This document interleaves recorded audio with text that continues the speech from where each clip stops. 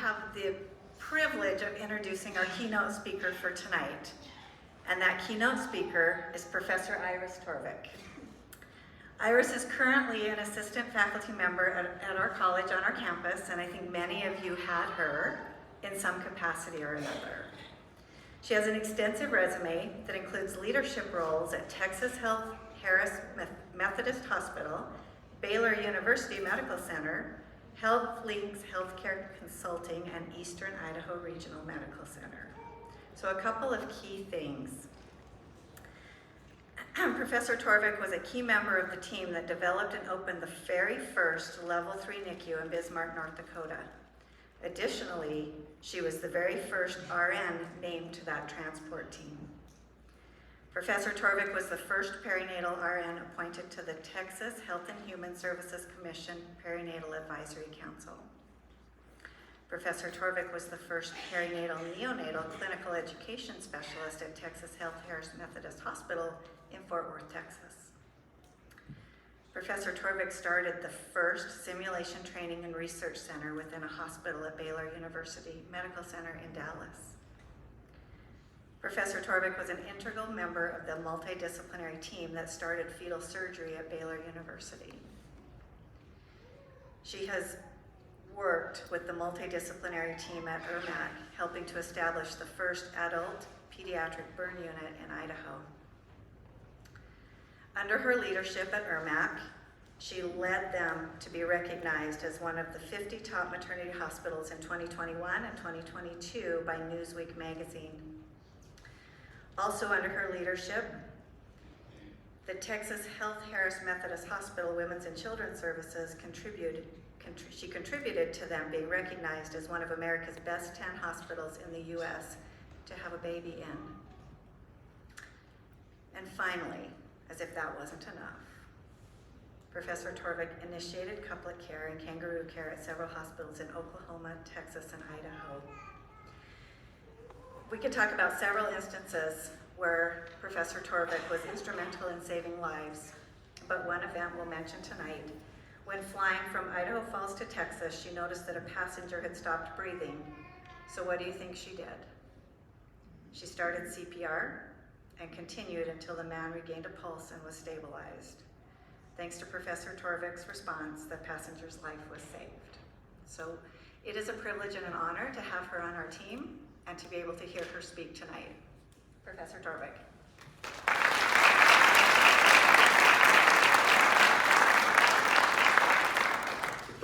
Wow, I knew my Lamaze breathing would come into effect soon. Good evening, everyone. It's an honor to stand before you tonight.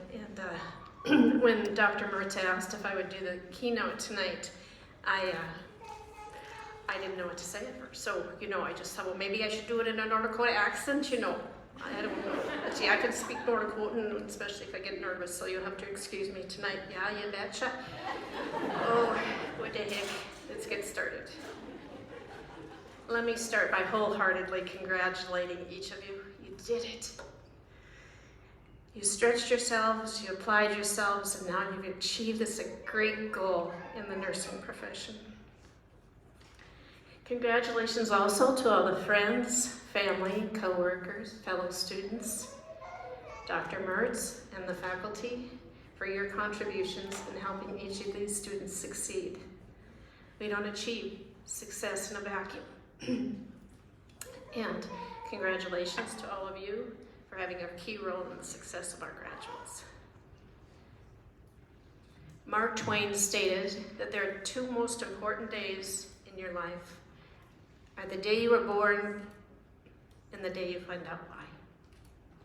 And I believe for many of you today is the day you embrace the why. Why were you created? Why were you called into nursing?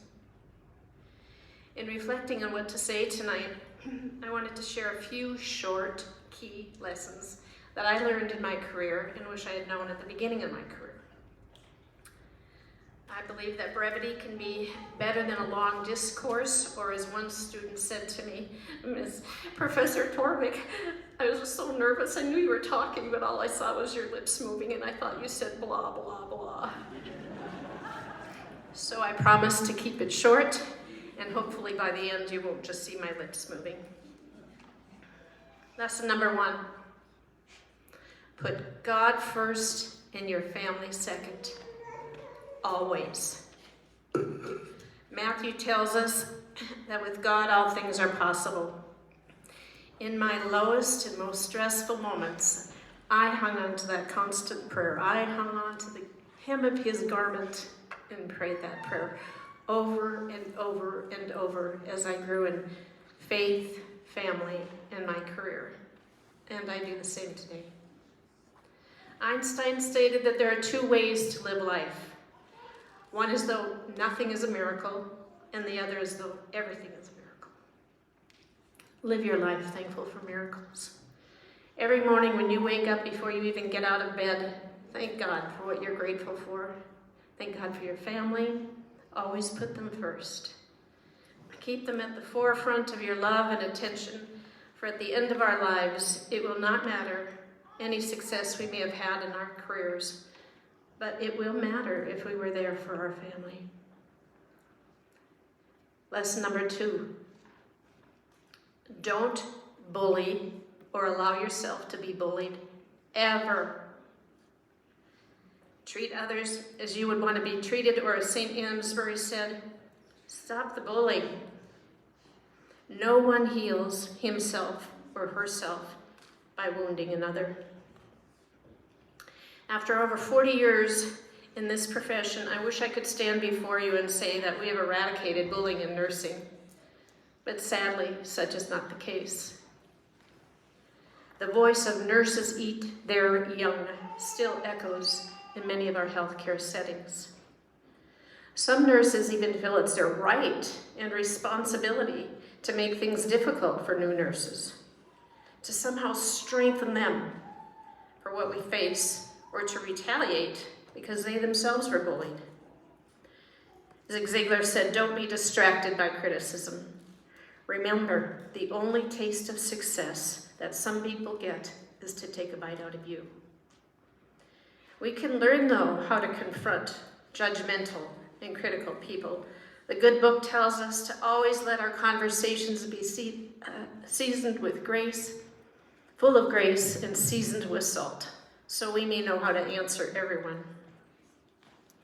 I was told very early in my career that I would never make it in nursing leadership, that I was too nice.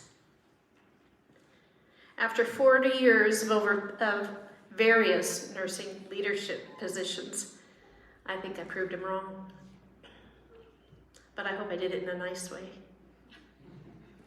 I worked hard at making sure my conversations were full of grace, but seasoned with salt when needed. And after a few years in leadership, I had a physician tell me, Iris, you have such a way of speaking to others and telling them to go to Hades in such a fashion that they look forward to the trip. I'm still wondering if that was a compliment. Let this be the class that turns the tide of bullying. Always take the high road and stop the criticism. Lift each other up. Lesson number 3, know and honor patient rights. Belle Sainsbury summed up our profession with nurses dispense comfort, compassion, and caring without even a prescription. In 2022, the advisory board reported that respondents were asked to rate the honesty and ethical standards of various professions.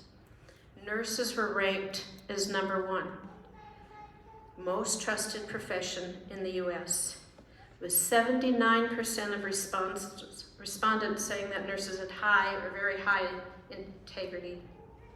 And according to a 2023 Gallup poll, nurses were named the most trusted profession for the 22nd straight year. Wow. Think about that. Nurses earned that recognition because of how we treat individuals seeking or needing health care. We do that by honoring patient rights and acting in an ethical and trustworthy manner. The Patient Bill of Rights states a patient has the right to be cared for without regard to race, disability, color, sex, sexual orientation, national origin, or source of payment. A patient has the right to be given information in a manner that he or she can understand. Most nurses know this Bill of Rights. But there's another very important Bill of Rights that I think should be at every nurse's station, at every unit where a death might happen, and that's called the Dying Patient's Bill of Rights. Included in that is, I have the right to be cared for by caring, sensitive, knowledgeable people who will attempt to understand my needs.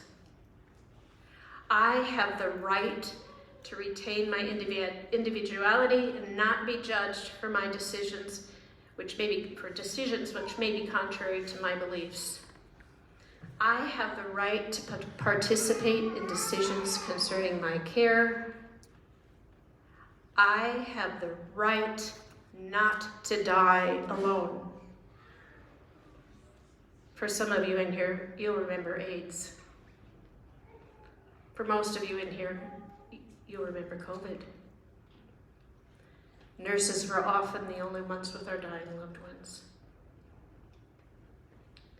Never underestimate the power of listening, of a gentle touch, of a calming voice, of kind eye contact.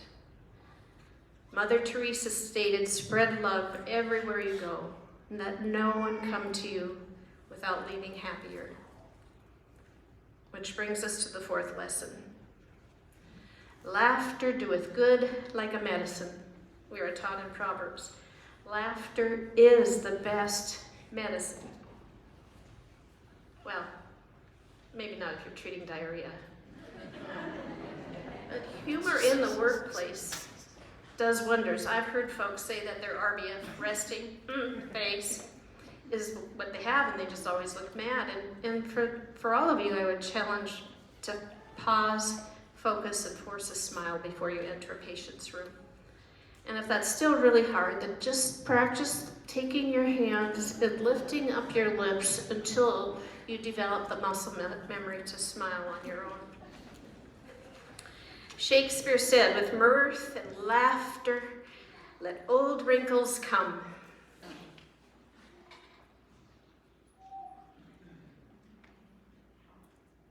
Obviously, I love to laugh. I don't mean to criticize the stress of our work. Sometimes we feel so very busy, like chickens with their heads cut off, running here and there.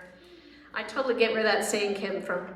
I grew up on the ranch in the summers, and at a very young age, I saw my aunt, Florentine Hudson Bueller, don't you know, butcher them chickens.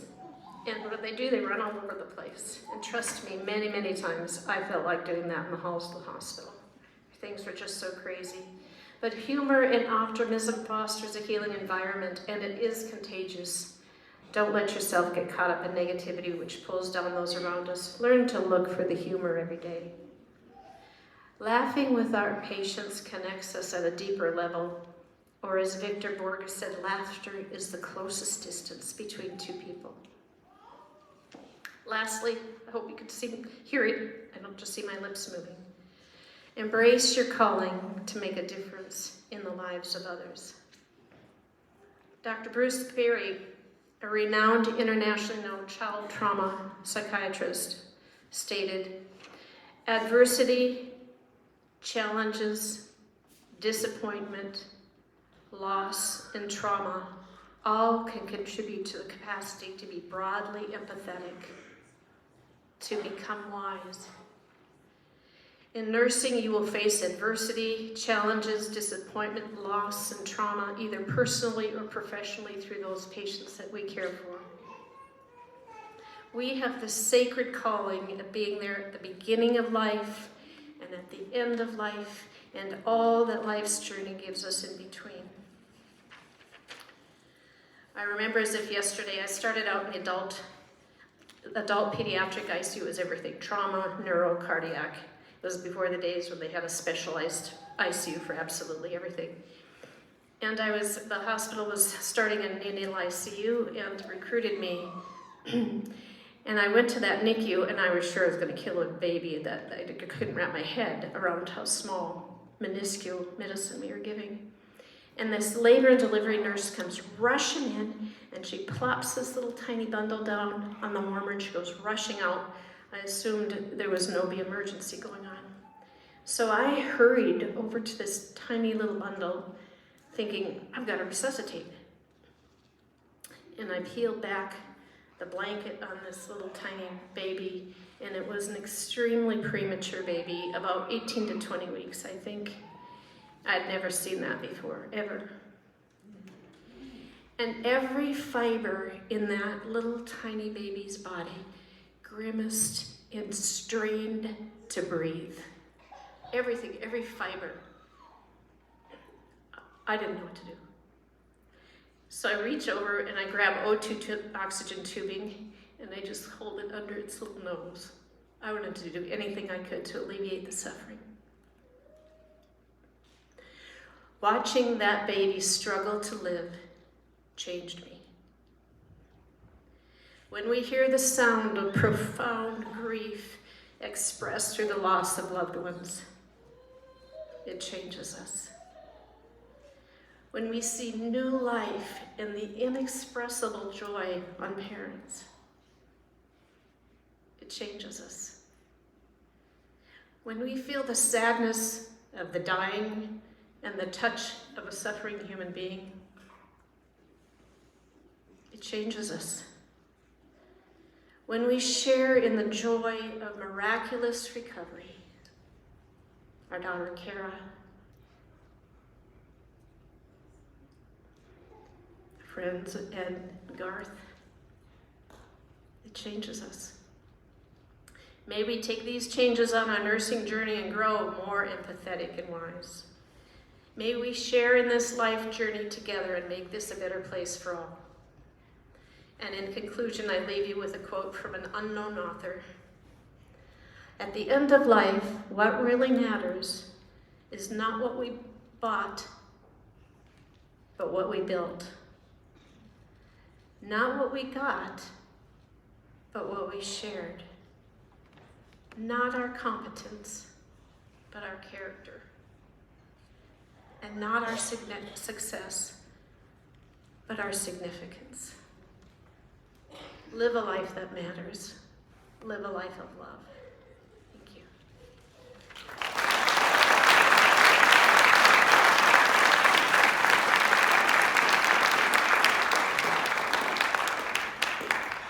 I learned a few things. How about you guys?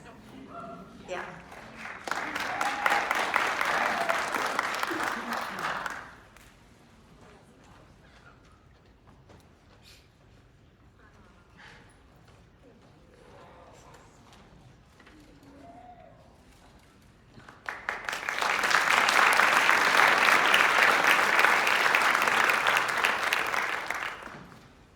Thank you, Professor Torvik.